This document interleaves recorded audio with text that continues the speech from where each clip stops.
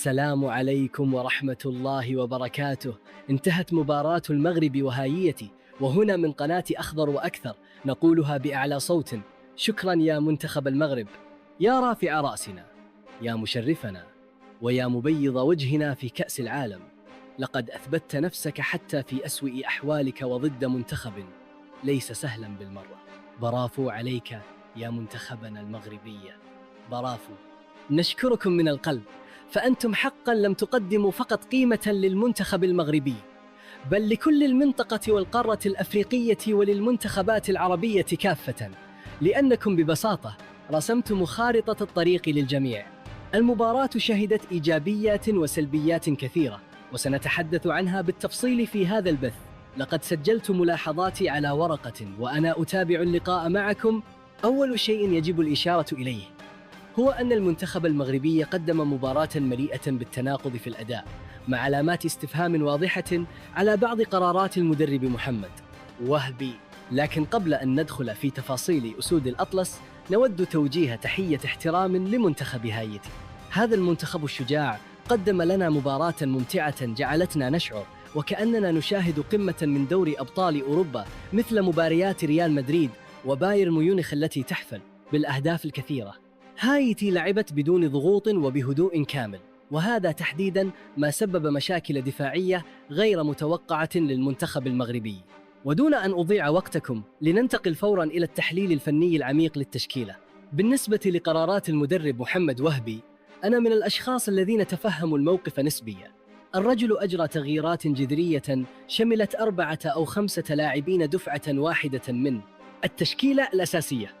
هو تعامل مع الموقف على أن المباراة في المتناول، فاعتبرها فرصة ذهبية لتجريب بعض الخطط والأفكار الجديدة، وإدخال أسماء أخرى كنوع من الاستكشاف والاستعداد للقادم الصعب. الفكرة الثانية لدى المدرب كانت عملية غمس ودمج لبعض الأسماء في أتون البطولة. فإذا لاحظتم أول مباراتين للمغرب، كانت هناك مشكلة عقيمة في النجاعة التهديفية، والمدرب أراد تنويع مصادر الأهداف وإدخال جميع اللاعبين في الفورمة البدنية. لماذا فعل وهبي هذا؟ لأنك ببساطة لا تريد الوصول إلى أدوار خروج المغلوب من دور 16 وصولاً إلى النهائي، وتتفاجأ بحاجتك للاعب دكة لم يعش أجواء المونديال، فتقول له فجأة في آخر ربع ساعة مصيرية: أنزل حلني، كما حدث مع أيوب الكعبي. لذلك أنا لا أريد الجري خلف التيار الجارف وانتقاد التشكيلة بشكل لاذع وقاس. رغم تحفظاتي الشخصية، إلا أنني متفهم للظروف التي دفعت المدرب لإشراك أسماء كأيوب الكعبي.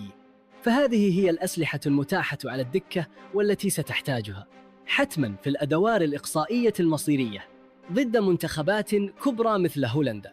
المدرب أراد اختبار تحويل الخطة من 4-2-3-1 إلى 4-3-3 عند امتلاك الكرة، وتجريب ثلاثي هجومي مكون من أيوب الكعبي، إبراهيم دياز، وإسماعيل الصيباري لإدخالهم في الأجواء.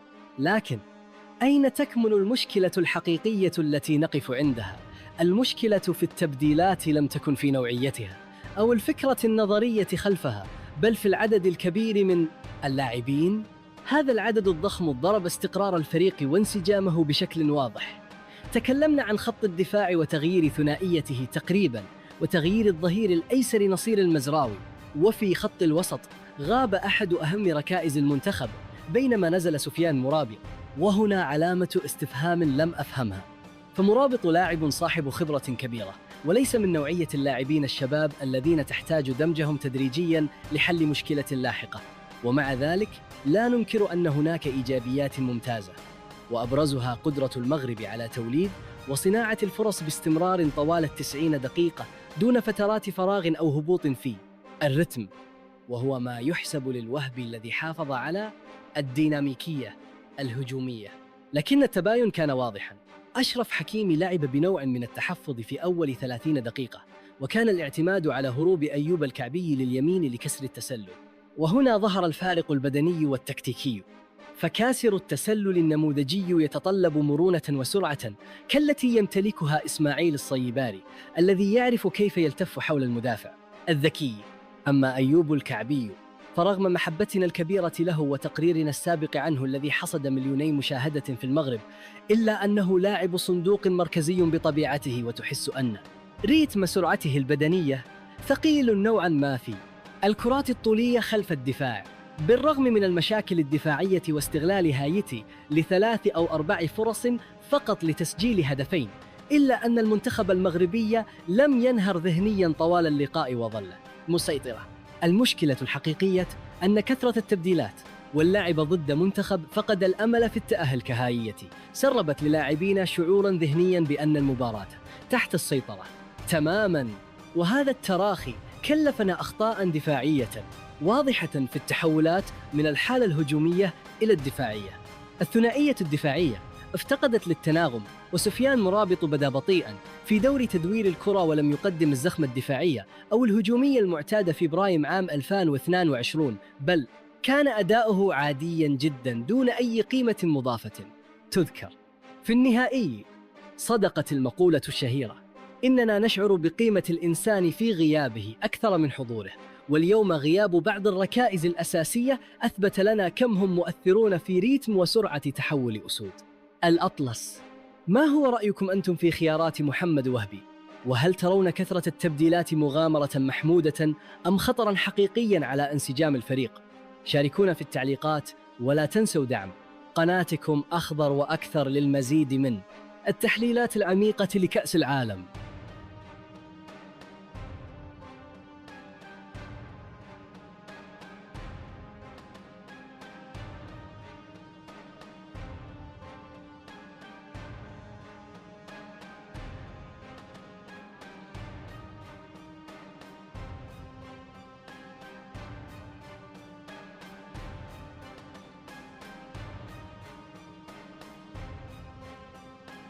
Hey.